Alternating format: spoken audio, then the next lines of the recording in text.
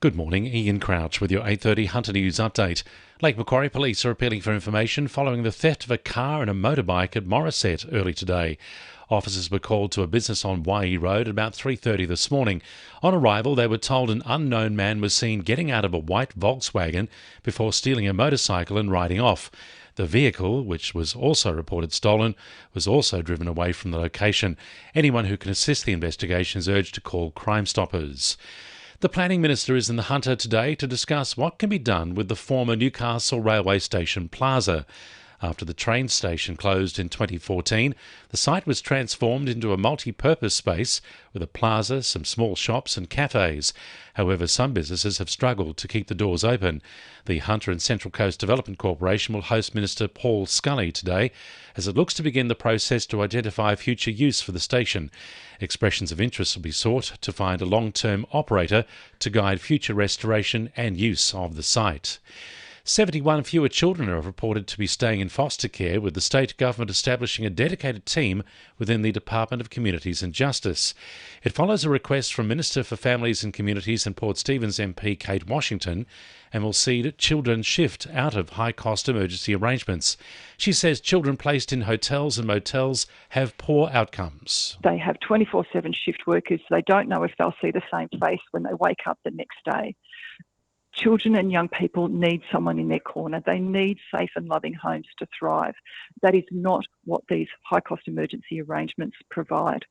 Not only that, they're costing the taxpayer millions and millions of dollars every single year. Investigations continue into a crash at Saltash, which left two teenagers injured. Around 5:30 yesterday afternoon, a Holden Commodore travelling south on Nelson Bay Road crossed the median strip before crashing into an embankment and trees. A 17-year-old boy was driving the car, suffered minor injuries, and his 19-year-old male passenger sustained leg injuries. They were both taken to the John Hunter Hospital for treatment. Anyone with dashcam footage is urged to contact Crime Stoppers. Hunter locals are set to benefit after the federal government expanded eligible medicines available under its 60-day script scheme. 184 medicines are now available for those with ongoing health conditions, including diabetes, epilepsy, breast cancer and menopause. Those without a concession card will save $189 per medicine per year, with pensioners and concession card holders set to save just over $46 annually. Patterson MP Meryl Swanson says it's an important initiative. So it's as simple as if you've only got to go to the doctor once every couple of months for your script, or if you only have to go to the chemist once every couple of months to get that script filled, that's going to save everyone money. An interim heritage order has been lodged in the hope of saving one of Mayfield's oldest homes from the wrecking ball.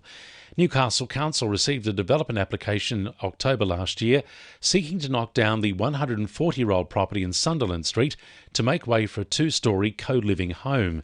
Council believes the home has particular historical significance because it was the residence of former Waratah Mayor Thomas Bray. 2NURFM Sport. Trent Bahaja's time at the Jets looks likely to come to an end this season after being deep into negotiations with Italian club Brescia. Bahaja has scored 5 goals this season and has formed a lethal combination with striker Apostolos Stamatolopoulos, who also has European club interest. University of Newcastle swimming member Jack Hendy has his eyes on Olympic qualification following his efforts at the New South Wales Country Swimming Championships in February. Hendy broke the 17 and over records in the 50-metre freestyle, butterfly and backstroke, which helped New Swim claim the overall combined team's point score. Greater Hunter Coast Cricket Club has advanced to the Brewers Shield Grand Final after defeating UTS North Sydney by 127 runs on Sunday. The Crushers will now play Manly Warringah in this Sunday's Grand Final. And the Knights team list will be announced later today, with Jackson Hastings and Tyson Gamble expected to be named to start in the halves against Canberra on Thursday. That's sport. I'm Jessie Dennett. And the winning numbers in Monday Lotto are 18, 20, 22, 24, 30 and 37, and the supplementaries are 38 and 41.